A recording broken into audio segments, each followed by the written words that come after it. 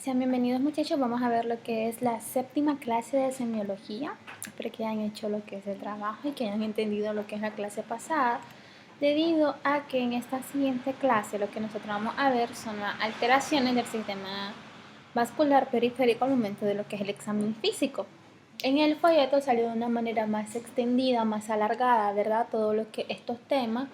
Y aquí se le está dando solamente lo que es la parte más sencilla, la parte en la que se explica, entonces para que ustedes vayan entendiendo, ¿ok? Dentro de los aspectos generales nosotros tenemos de que la persona al momento del que el sistema vascular periférico está dañado, no solo estamos hablando, recordemos, parte de lo que es la anatomía en la clase pasada, no solo estamos hablando acerca de lo que son las arterias o las venas, también nosotros estamos hablando en lo que es el aspecto general, en los capilares, la irrigación o la circulación que está presente en la oreja, en la orofaringe, en la cavidad bucal, inclusive a nivel oftálmico, ocular, a nivel de los miembros superiores e inferiores. Ya sabemos de que generalmente daña primeramente lo que son las extremidades inferiores, ¿verdad? Debido a que es el último lugar donde nuestra circulación llegue después hace un retorno, o sea, la función que tiene es bastante baja y después esta sube y se eleva mucho, ¿verdad? Pero eh, todos estos trastornos no solo se pueden concentrar a nivel de los miembros, sino también a nivel de diferentes áreas del cuerpo, ya sea abdominal, por parte de la oreja, ¿verdad? Y también puede presentar diferentes tipos de sintomatología o complicaciones en el cuadro clínico, siempre y cuando no se tome las medidas necesarias para mantener bastante nivelado lo que es la sintomatología de las posibles lesiones que puede padecer el paciente, una tromboflebitis, una flebitis, una insuficiencia cardíaca inclusive puede comenzar a dañar, una hipertensión porque es parte del sistema vascular, ¿verdad? Lo recordemos, un problema en el nodo sinusal, en el atrioventricular, a nivel de las válvulas puede provocar una insuficiencia cardíaca congestiva, etcétera, ¿verdad? Ok. Entonces, dentro de los aspectos generales siempre se va a valorar de manera tanto eh, física como de manera exógena como de manera endógena.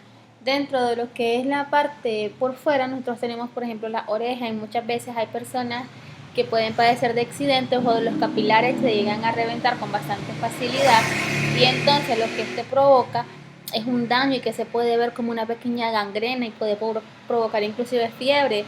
En la orofaringe también se pueden ver alteraciones como pequeñas úlceras que puede provocar. Cuando la circulación hace una isquemia, ¿verdad? Es decir, una vasoconstricción bastante fuerte, y lo que va a provocar es de que hay una muerte en ese momento de la circulación, por ende, al no llegar una circulación suficiente a ese tejido, va a comenzar a provocar una necrosis y posteriormente puede provocar lo que es una gangrena por falta de circulación, también por una infección X que se llegue a dar. La gangrena y una infección pueden provocar calor en lo que o fiebre a nivel, ¿verdad?, de donde se encuentra la lesión. Puede presentar taquicardia como efecto colateral debido a que el cuerpo está demandando un poco más de oxígeno en dicha zona, ¿verdad? Lo que son las gangrenas y las fiebres, la taquicardia van a depender también de la aparición que ellas tengan, debido a que si estamos hablando de una linfagitis aguda y una trombosis venosa. Una trombosis venosa se dice de que por lo general está presente lo que es la taquicardia o la gangrena, y en cambio una linfagitis solo está presente, se dice lo que es la gangrena y la fiebre. La parte de la que es el examen físico, lo que más se va a tomar en cuenta es la parte de lo que es la inspección y la palpación. Sí se va a auscultar, porque puede haber soplos que estén interfiriendo en todos estos cambios, entonces sí se va a ocupar en zonas como la ingle, en zonas si hay alguna plétora, también si estamos hablando de un aneurisma aórtico, también se puede ocupar la auscultación, pero ahora vamos a hablar de lo que es la parte de la inspección. En la inspección hay varios tipos de cambio de sintomatología que podemos ver, y no solo ver, sino que también apreciar que el paciente refiere. Inclusive algunas de ellas se puede palpar, como en lo que son en los casos de los nódulos. tenemos que los cambios de coloración, ya nosotros ya lo habíamos visto, ¿verdad? Varios de estos que vamos a mencionar, ustedes los pueden relacionar sin ningún problema en lo que es la parte de que ya lo habíamos visto en el tema pasado con respecto a los síntomas principales que puede tener el sistema vascular periférico, como lo son la frialdad, coloración azulada, palidez, sensación de frío, etcétera, ¿verdad? Cuando es unilateral, cuando es bilateral. Entonces, los cambios de coloración al momento de la inspección son importantes. ¿Por qué? Porque si bien es cierto que la sangre entra en los vasos pequeños de forma oxidada, sale abandonada en forma reducida. ¿Por qué quiere decir esto? Porque recordemos que ella entra con un dióxido de carbono al momento de que ella hace su evaluación y todo, sale sin el dióxido de carbono eliminando el carbono y quedando el oxígeno, ¿verdad? Entonces hay ese cambio que ella genera. Y por eso es que se dice que lo abandona de forma reducida, lo que es la sangre.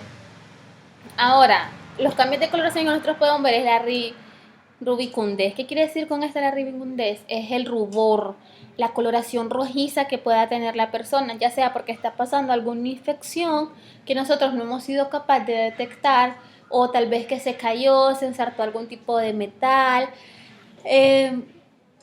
iba en el bus y por agarrarse del tubo dio un frenazo y se rajó y fácilmente puede haber un cambio de coloración. Algunos no necesitan de lo que es un medicamento, por así decirlo, pero si tal vez la infección llega a avanzar demasiado, entonces el cuerpo comienza a generar todos estos cambios fisiológicos que se vuelven a hacer parte de un cuadro un poco patológico dependiendo de los síntomas que presente, ¿verdad? Y de la evolución que tenga, y puede generar la rubicundez, perdón, que es lo que hace, que es lo que habla principalmente, es acerca de lo que es el rubor, la cianosis.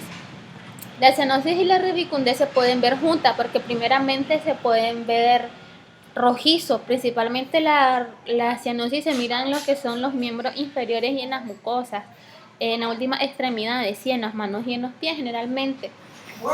Porque la cianosis es cuando el paciente presenta una coloración, lo que es color azulada, pero antes de que presentar la coloración azulada, presenta lo que es la parte... Buenas. Ya va. Con lo que respecta a lo que es la cianosis, entonces habíamos dicho de que se tiene una coloración azulada, ¿verdad? Generalmente, o violácea pura. ¿Qué es lo que pasa con esto? La rubicundez y lo que es la cianosis pueden ir conjuntamente. ¿De qué manera? Que al principio se da generalmente en las extremidades, en la parte más distales, en los dedos, en las mucosas y en los dedos de los pies. Entonces, ¿qué es lo que pasa? Primero, hay una extravasación capilar donde está llegando bastante circulación, o está llegando poca, perdón, está comenzando a llegar poca. Se torna una coloración rojiza al principio y después esta coloración comienza a cambiar por lo que es una coloración más azul. Y dependiendo del grado de cianosis del que estemos hablando, el paciente puede ser candidato a una amputación de un miembro, de dedo. ¿Por qué? Porque la cianosis se puede llegar a controlar, ¿verdad? Si se hace una vasodilatación porque hay un vasoespasmo y una vasoconstricción. Pero si esta vasoconstricción llega a ser demasiado y no hay ningún tipo de riego sanguíneo, entonces lo que va a provocar de que este paciente haga una necrosis tisular, es decir, hay una necrosis del vaso porque no está llegando, y los tejidos, en este caso, las fibras musculares, la uña, la queratina, etcétera, no están recibiendo el oxígeno necesario para mantenerse adecuado. Por ende, entonces, esto se va a necrosar, va a morir, y para que esta necrosis no avance, no comience a subir por los demás dedos o por el resto de la mano, etcétera, lo que se hace una amputación. El signo de palidez ya también habíamos abarcado lo que es la semana pasada con respecto a lo que puede ser uni o bilateral, ¿verdad? Y esto va a estar en dependencia también del tipo de oficio que haga el paciente, del ámbito en el que se desarrolla también es bastante importante el paciente, ¿verdad? Porque recordemos que no va a ser la misma temperatura ni color que tenga el paciente que trabaja de sol a sol, un paciente que está dentro de la oficina. Este puede presentar cierta palidez y es bastante natural en ellos. Los cambios sudorales, tenemos una hiperhidrosis, es decir, cuando este paciente suda bastante, y tenemos lo que es una anhidrosis, suda menos. Entonces estos cambios sudorales se pueden ver también debido a que recordemos que en los vasos sanguíneos no solo estamos hablando de que este va a nutrir debido al oxígeno, sino también a toda la cantidad de metabolismo que este está comenzando a segregar, que pasa por el torrente sanguíneo, y que a través de esto hay un medio de control entre los tres espacios, el extravascular, el intersticial y el intracelular. Y recordemos que por la piel, a través del sudor, es una manera de eliminar toxinas. Inclusive a través de este se puede haber una pequeña retención de líquido o un exceso de sudoración, o en este caso que no haya ningún tipo de hidratación. Los cambios tróficos, ¿cuáles son los cambios tróficos? La piel, porque creen que al momento de que las personas que padecen de diabetes, la piel de sus miembros inferiores o su piel en general se vuelve más delicada, como una capa fina de tela, que esta puede comenzar a afectar la textura, en la cual se vuelve un poco fácil, por así decirlo, de cortar. No sé si han visto algún pie diabético o han visto la piel del diabético, que es una tez brillante, pero al mismo tiempo se mira como que si fuera fino, como un papel, que si uno no lo sabe tocar, este cambia y este se puede rajar fácilmente. Entonces en eso se refiere a lo que son los cambios tróficos. También los que se pueden ver afectados, un ejemplo, volvamos a las neuropatías diabéticas, son las uñas y los vellos, porque las uñas se vuelven más quebradizas. Recordemos que cuando no hay una buena circulación, una buena oxigenación, nosotros no lo notamos, pero el primer cambio que nosotros tenemos son las uñas, el caimiento del pelo o la coloración del pelo se puede ver bastante afectado naturalmente por debido también a una desnutrición, donde no estamos aportando los elementos necesarios para mantener nuestra hemostasia, nuestro equilibrio normal en la economía corporal. Entonces esto se refiere con los cambios tróficos. También en los niños se puede haber un signo de indica una hipovitaminosis. No me acuerdo cómo se llama el signo, pero la criatura presenta como que si tuviera un rayo, como que si se hubiera tintado el pelo, pero justamente es solo de un lado. Entonces este signo que presenta indica una hipovitaminosis, es decir, un déficit vitamínico. Y también son cambios tróficos en la piel, en la uña y en los vellos. ¿Por qué en los vellos? Porque donde mientras menos irrigación sanguínea tenga la persona, va a ser menos el cuerpo capaz de mantener todo la parte normal. Entonces, por ende, se van a caer los pelitos. Ojo, no estoy diciendo, por ejemplo, de que las personas que son lampiñas tengan un déficit circulatorio, no, simplemente es parte de su código genético. Pero si estamos hablando ya sea de una persona lampiña, entonces en la parte del vello no puede verse afectado a nivel de miembros inferiores, tal vez puede verse afectado a nivel de las axilas, inclusive del mismo cabello se puede caer por cambios tróficos, por causas también autoinmunes en la alopecia arácea. Entonces, todo esto se viene viendo, ¿verdad? Pero recordemos de que el vello se puede llegar a caer. El edema, como ya se los dije, puede ser provocado por una tromboflebitis, que es una inflamación de lo que son las venas por desprendimiento de lo que es un trombo, un coágulo. Muchachos, la diferencia entre un coágulo y un trombo es que el coágulo, está un coágulo formado y este es el torrente sanguíneo, este es el capilar y él queda ahí pegado. Un trombo es cuando este coágulo se desprende y anda por toda la circulación, ¿verdad? Causando estrago o haciendo un déficit del torrente sanguíneo normal que se va acumulando. El edema puede ser provocado, como ya lo sabemos perfectamente, por un desequilibrio electrolítico. En este caso, sabemos los diferentes metabolismos que puede llevar lo que es la sangre, además de la irrigación sanguínea, y también puede ser provocado por una insuficiencia cardíaca congestiva. Porque si el corazón es insuficiente y nuestro corazón es el principal bombeador de sangre, por ende va a presentar un déficit en la circulación, va a ser que demande a los diferentes órganos, en este caso su sucesorio, el que más se daña por lo general es el riñón, y al retener líquido para dar abasto con todo el equilibrio hemodinámico que tenemos en nuestro cuerpo, puede provocar una retención de sodio, de potasio y progresivamente provocar lo que es un edema. En las lesiones también nosotros debemos de tener una buena visión, porque el paciente nos dice de que tiene problemas de vascularidad, que le dan calambre, etcétera, pero también hay que examinarlo, qué cosa, si tiene cicatrices, si tiene manchas rojas. Las manchas rojas pueden ser normales hasta cierto punto, tal vez porque se asoleó, entonces se puso rojita la paciente tuvo alguna caída, tiene un hematoma, ¿verdad?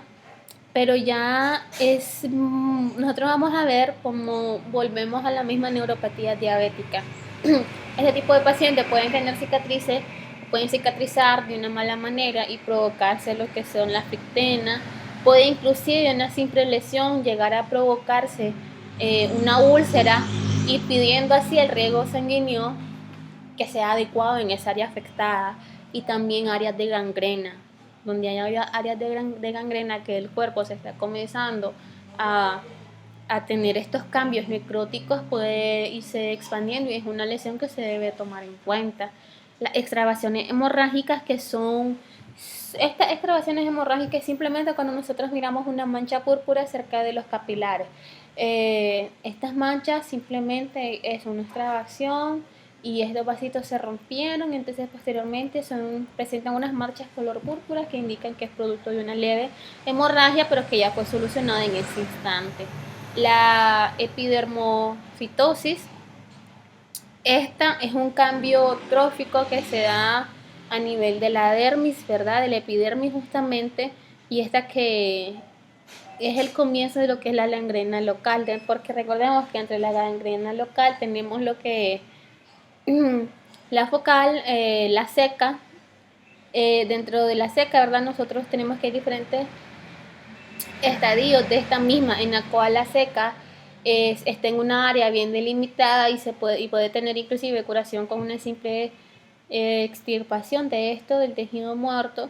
Y tenemos otro tipo de gangrenas que pueden ser reversibles, que son las locales o las diseminadas, que están en una hora solaria, pero que está dependiendo de la evolución que tenga, del cuidado y del tamaño, ¿verdad? También que esta tenga, se dice que este tipo de gangrena puede llegar a diseminarse.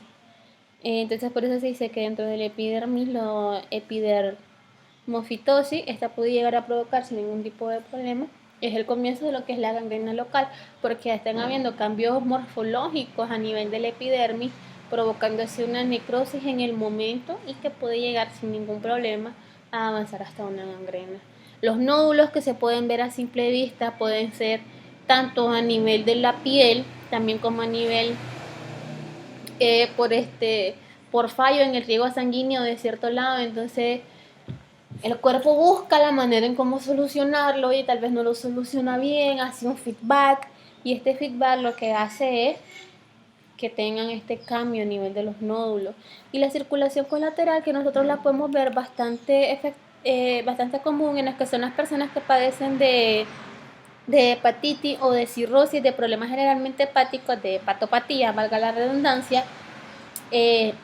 Cuando la circulación de ellos es deficiente por la vena porta, entonces viene lo que son, ellos tienen el abdomen abombadito con ascitis, que acumulación de líquido en la cavidad abdominal, y por ende esta lo que va a provocar es que se miren en los que son en el abdomen, que ellos lo tienen bastante llenito, ramificaciones, pero estas ramificaciones es una circulación colateral producto de las mismas venas, donde está intentando compensar el fallo hepático el mismo hígado para poder metabolizar todo lo que les mandan, porque recordemos que a pesar de que el hígado es el único órgano que se puede regenerar, pero también o se regenera o se muere. ¿Por qué? Porque el hígado es el que se encarga de metabolizar cada una de las cosas que nosotros ingerimos, ya sea por vía intravenosa, intramuscular, alimenticio, etcétera. El hígado siempre va a metabolizar, así sea el 90, el 50 o hasta el 10% de estos cambios que nosotros tenemos. Y la circulación colateral es un efecto secundario, por así decirlo, o es una de las complicaciones o signos o síntomas, parte del cuadro clínico de la mayoría de las hepatopatías que padecen las personas. Hígado graso, de la cirrosis, de un CA, de ascitis, de esplenomegalia y posteriormente de una hepatomegalia, etc. Dentro de la palpación nosotros tenemos los cambios tróficos, ¿verdad? Como ya les había dicho anteriormente, esto tiene que ver bastante con la piel. Entonces se da el adelgazamiento del tejido celular subcutáneo, se puede ver, inclusive ustedes pueden tocar al paciente y ver de que su piel es muy fina, muy brillante y como reseca, se podría decir. Los nódulos normalmente son pequeños y son un poco dolorosos. La flebitis, que es una inflamación de las venas, generalmente se logra ver o se logra apreciar más en las venas superficiales cuando hay una inflamación de estas venas. Cuando no, entonces son las venas profundas, se tienen que ocupar exámenes complementarios para saber el daño que está pudiendo causar. La frialdad, como ya se los dije, puede ser unilateral o bilateral, y esto indica o por la ocupación o por comodidad del paciente o simplemente porque está habiendo un déficit de lo que es la parte de la circulación hasta donde llega lo que es el tejido o el órgano efector, y entonces va a comenzar a tener frialdad y en las extremidades. Y el calor en este caso, debido a la circulación, puede ser local o puede ser que el paciente refiere a sentir una sensación quemante. Cuando el paciente refiere a sentir una sensación quemante, podemos estar hablando de que es una enfermedad vascular oclusiva. Y esto lo que puede indicar es que la temperatura superficial está normalmente por abajo de lo normal. El paciente es más sensible, pueden haber presencias de tril, de soplos palpables, ¿verdad? O de nódulos, pueden haber adenopatías, porque recordemos que el sistema circulatorio está íntimamente, por no decir muy relacionado con lo que es el sistema linfático. Entonces es normal palpar adenopatías que no sean que sean como un efecto colateral del problema circulatorio que tiene. En la ingle también se puede haber dado este tipo de problemas, por eso es que se menciona la auscultación. La auscultación es importante en el área abdominal, en el área de los focos aórticos, en el área dorsal por los riñones, en el área inguinal. ¿Por qué? Porque aquí están las mayores redes capilares o bandes grasos que pueden causar algún tipo de sintomatología.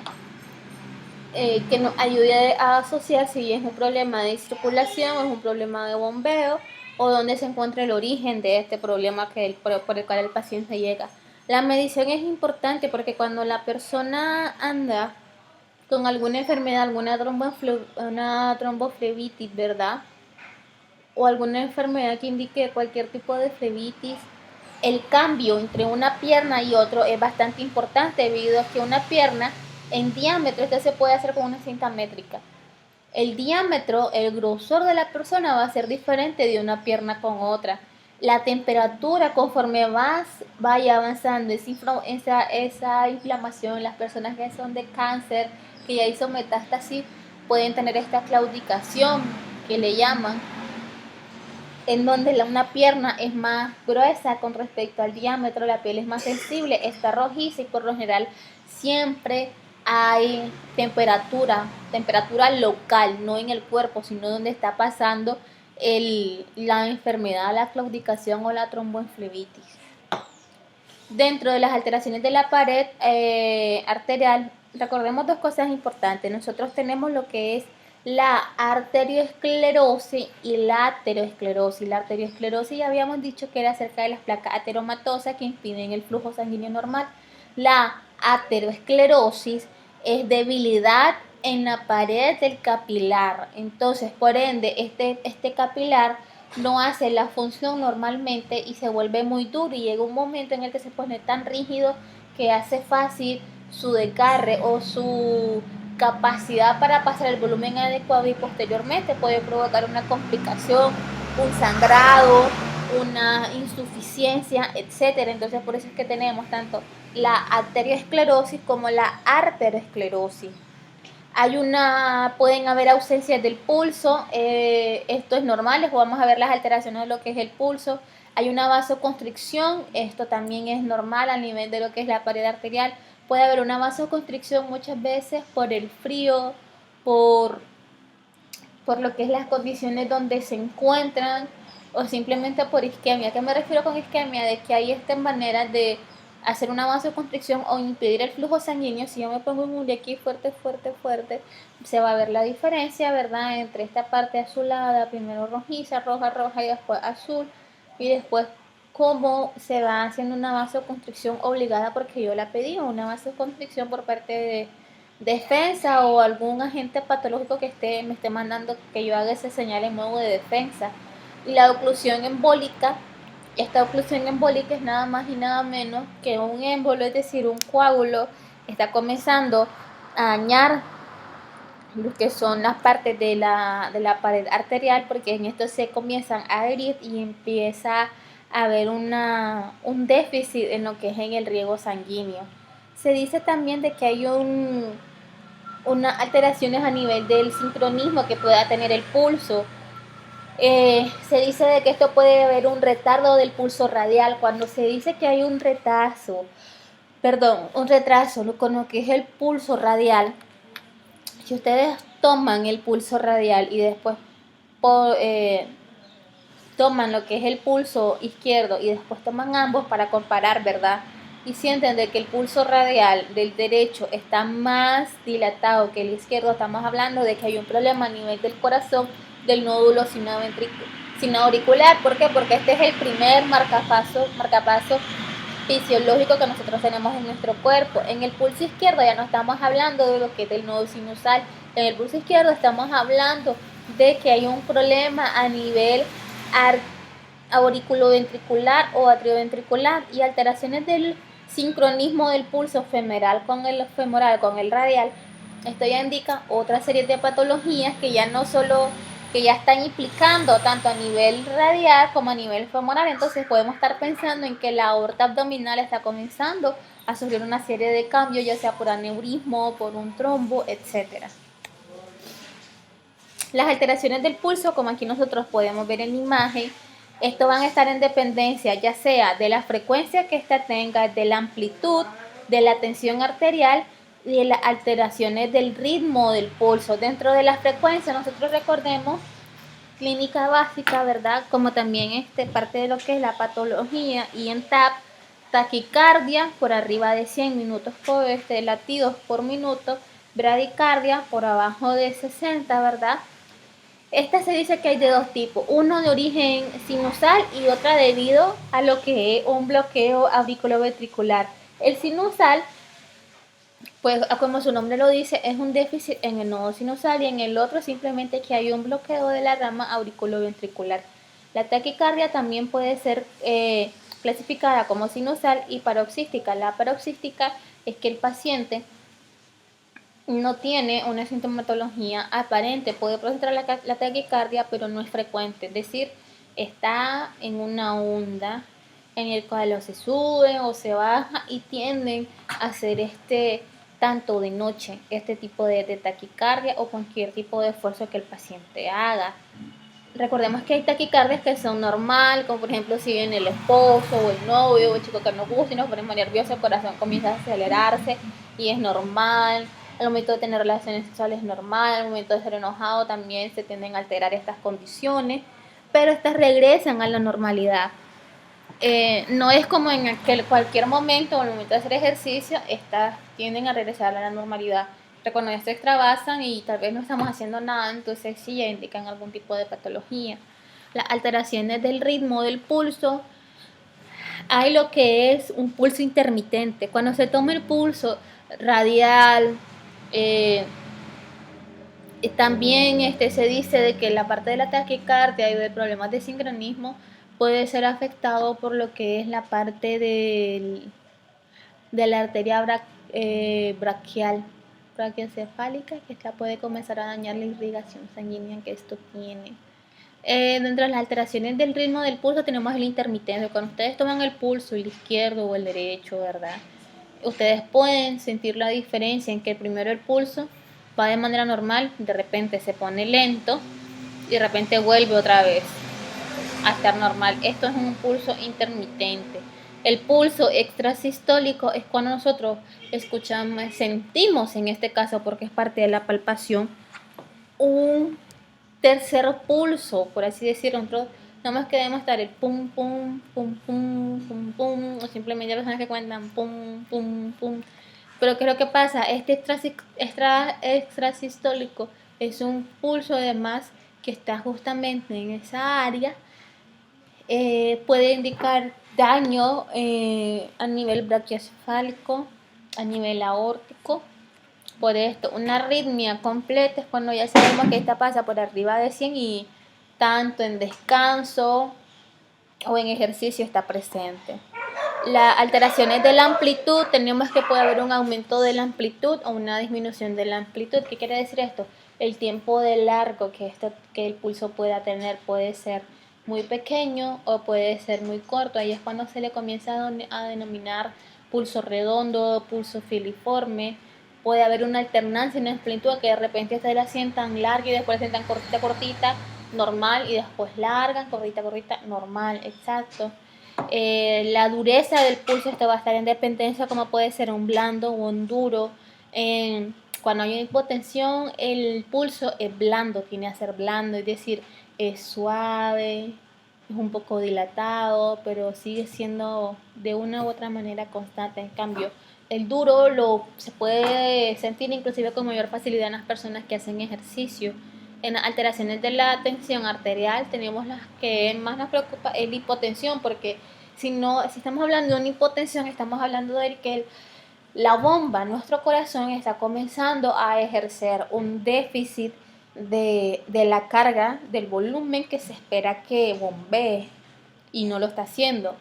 Por ende, puede provocar una disminución en el riego sanguíneo y posteriormente lo que va a provocar es de que no llegue suficiente oxígeno a todo nuestra economía corporal y que el organismo comience a trabajar insuficiente. Es por eso que se dice de que este tiene diferentes tipos de complicaciones y que puede llegar a la persona a padecer un sinnúmero de enfermedades, como por ejemplo nosotros tenemos la enfermedad de Simmons, la sirincomegalia, una estenosis aórtica, es decir, un estrechamiento, una enfermedad de Addison, que sea la misma patología, un infarto agudo al miocardio, inclusive por déficit del riego sanguíneo que puede existir en ese momento, una insuficiencia cardíaca, e inclusive si el riego sanguíneo es tan bajo, las plaquetas pueden llegar a disminuir tanto que el momento de que el paciente sufra un sangrado por arma de fuego, por accidente, por la razón que sea, puede morir de una hemorragia debido a que no se ha logrado compensar el bombeo del corazón o de las arterias, en este caso que se pueden ver dañadas, que estén causando una hipotensión en la persona. Y bueno chicos, espero que me hayan entendido. Este es el trabajo, los principales síndromes de lo que es el sistema vascular periférico. Nos vemos en la siguiente clase.